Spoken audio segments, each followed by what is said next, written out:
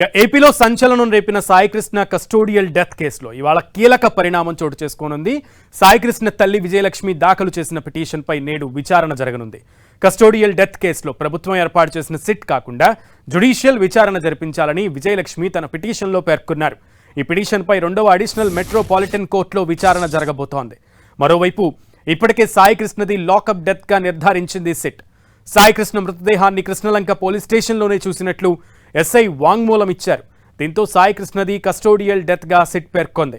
ఇక్కడి వరకు మిస్టరీ వీడినా ఇప్పుడు సాయికృష్ణ మృతదేహం ఎక్కడుంది, ఎక్కడ దహనం చేశారు అనేది సస్పెన్స్గా మారింది. సిఐ నాగరాజును కస్టడీలోకి తీసుకుని విచారిస్తేనే మిగతా విషయాలు తెలిసే ఛాన్స్ కనిపిస్తుంది. ఈ కేసులో సిఐ నాగరాజుకు 14 రోజుల రిమాండ్ విధించింది కోర్టు. ఈ రోజు కీలక పరిణామం అయితే చోటు చేసుకోబోతోంది. Sai Krishna lockup death case mystery విచారణలో పూర్తి సమాచారం మా ప్రతినిధి జయరాజ్ను అడిగి తెలుసుకుందాం. జయరాజ్. సునీల్, సంచలనం రేపినటువంటి సాయి కృష్ణ కస్టోడియన్ డెత్ విషయంలో ఆయన తల్లి విజయలక్ష్మి రెండవ అడిషనల్ మెట్రోపాలిటన్ కోర్టులో పిటిషన్ దాఖలు చేశారు. ఇప్పటికే దీనిపైన ఈరోజు విచారించే అవకాశం ఉంది.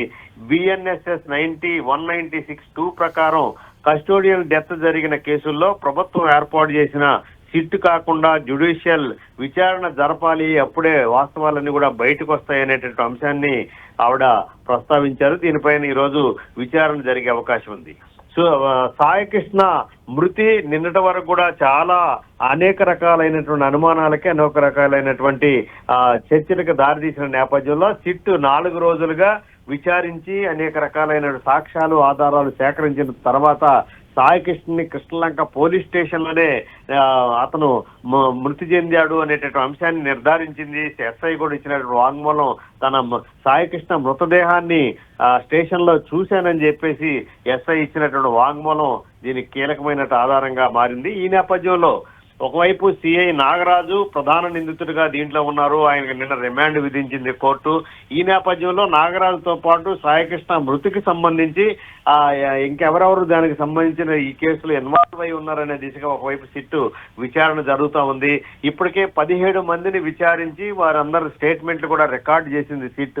మరొక వైపు దీనిపైన పోలీసుల పైన విచారణ చేస్తున్న నేపథ్యంలో వాస్తవాలు బయటలో పూర్తి స్థాయిలో బయటకు రావు. కాబట్టి దీనిపైన